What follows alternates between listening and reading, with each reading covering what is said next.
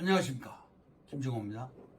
김중호 부동산 TV 제264회 방송을 시작하겠습니다.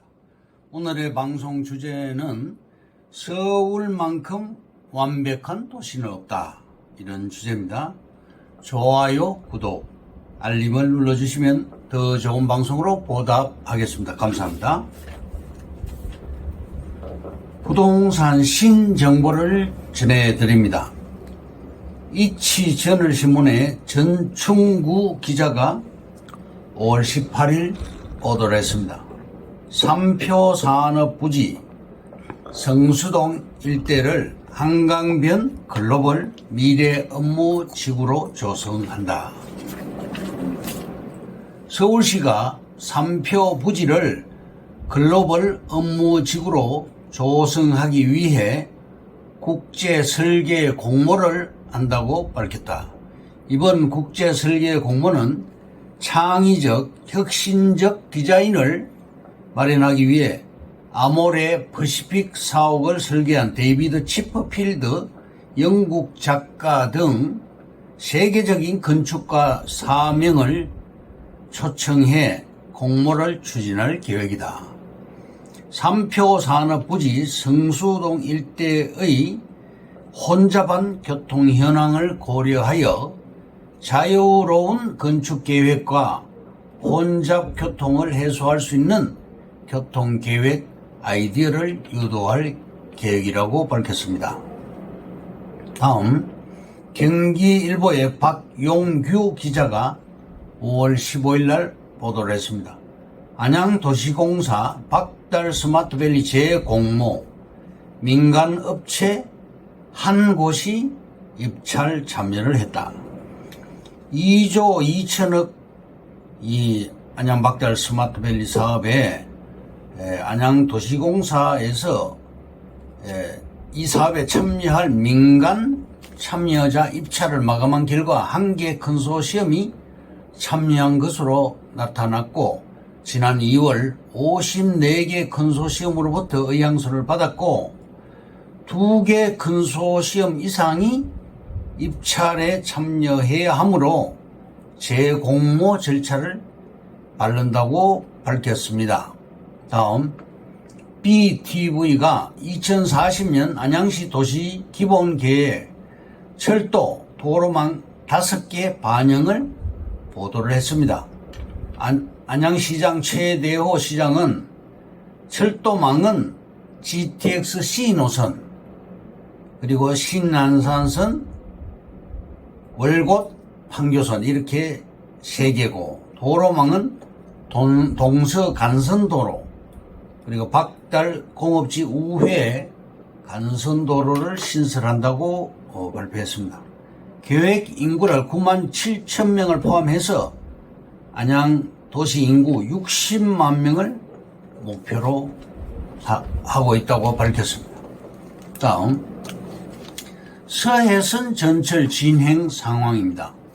고양시 대공역에서 부천 소사역까지 2023년 6월 24일 개통 예정으로 있습니다. 국토교통부에서 나온 자료입니다. 서해선은 고양시 대공역에서 부천 소사역을 거쳐서 안산 원시역, 그리고 홍남, 충남, 홍성역을 잇는 간선 철도입니다. 소사 원시 간 수도권 전철 서해선은 2018년 개통해서 운행 중이지요. 충남 홍성에서 화성, 송산역을 잇는 KTX 이엄이 2024년 6월 개통 예정입니다. 대공역에서 파주 운정역 간 서해선 연장에 대한 사전 협의를 마쳤답니다. 서해선과 KTX 경부고속철도 직결 사업을 추진 중입니다.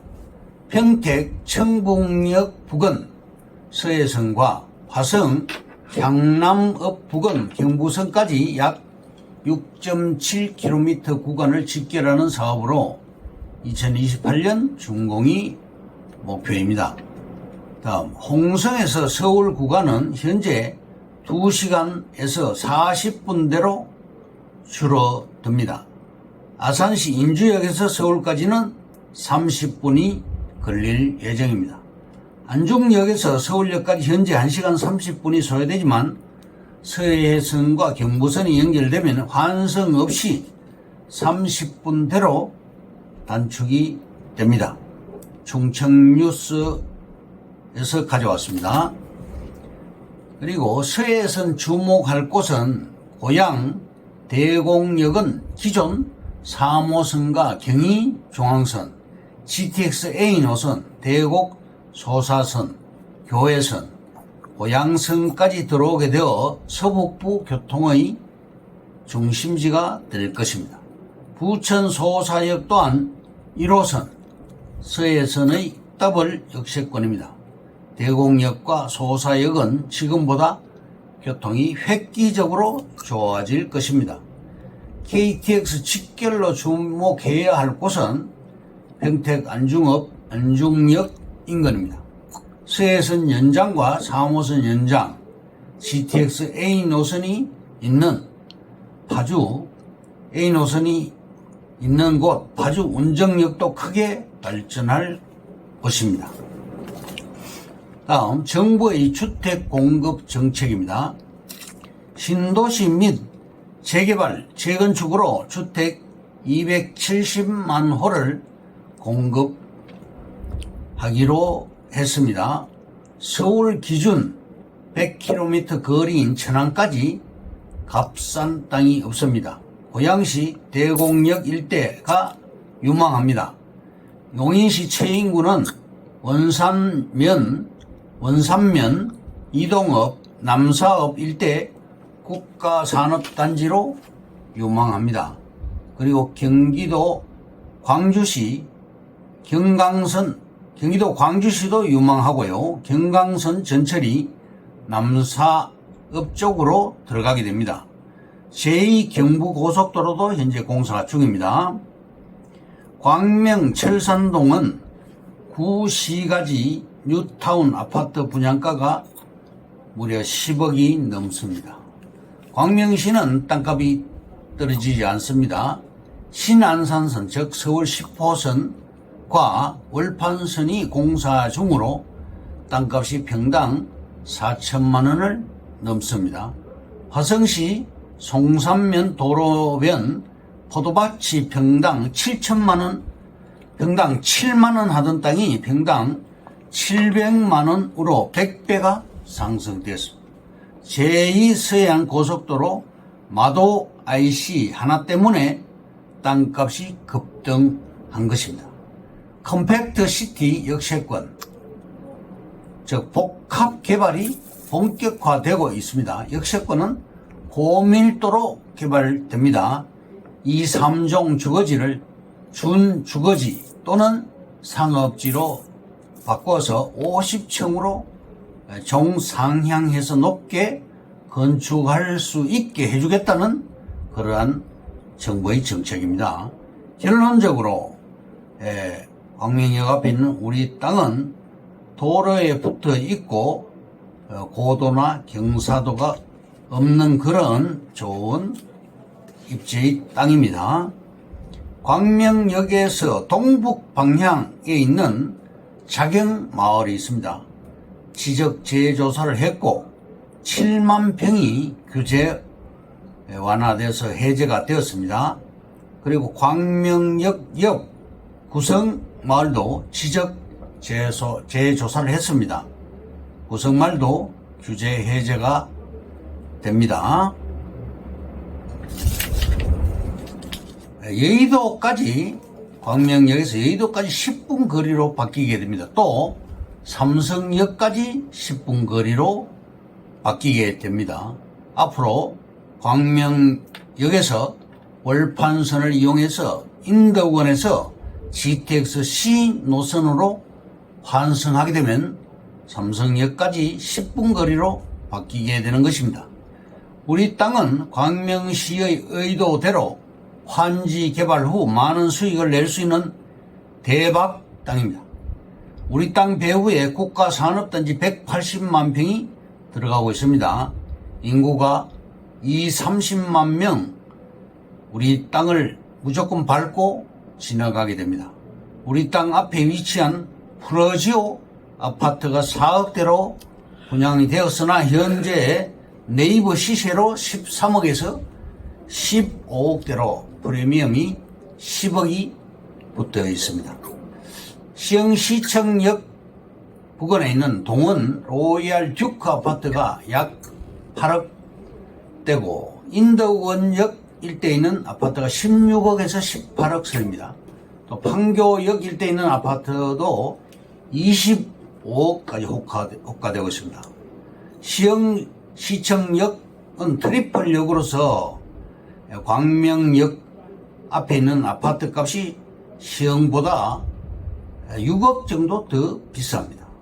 서울역은 1호선, 4호선, 공항선, 경의선, KTX 5개 노선이 앞으로 통과하게 되고, 광명역은 1호선, KTX, 신안산선, 월판선, 시흥 광명선, 경전철, 그리고 제2 경인선까지 6개 전철 노선이 들어갑니다. 삼성역은 GTX A 노선, C 노선, 2호선, 위례 신사선, GTX D 노선도 정부에서 삼성역까지 연장할 계획입니다. GTX E 노선은 인천 김포공항에서 정릉을 거쳐 구리, 남양주 구간을 신설할 예정입니다. E 노선입니다. F 노선은 거점 지역을 연결해서 수도권 전체를 하나의 메가시티로 묶는 순환선으로 신설될 예정입니다. 이 모든 것들이 국정일보의 엄기철 기자가 취재를 해서 밝혔습니다. 다음, 오늘의 방송 주제인 서울만큼 완벽한 도시는 없다에 대해서 말씀드리겠습니다. 첫 번째, 생애 주기 개념이 가장 필요한 곳이 바로 부동산입니다. 두 번째, 생애 주기의 모든 단계를 만족시키는 곳 바로 서울시입니다. 세 번째, 과거에도 현재도 압도적인 서울의 부동산 가치. 네 번째, 맏형 서울은 동생 수도권의 인구를 나눠주고 있습니다. 다섯 번째, 일자리가 곧 입지입니다. 서울의 일자리는 비교 불가입니다. 여섯 번째, 조선시대에도 일자리가 중요했습니다. 해방 후에 서울이 확장되며 25개, 25개의 구가 생겼습니다. 서울은 600년 이상 다져진 곳입니다. 일곱 번째, 서울특별시 강남구가 탄생되었습니다. 위기를 딛고 강남 프리미엄은 더 강해졌습니다. 서울의 수요는 예측하기 힘듭니다.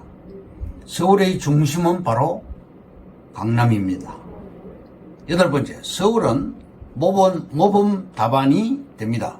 결론적으로 부동산은 무조건, 아홉 번째, 결론적으로 부동산은 무조건 서울을 공부해야 합니다.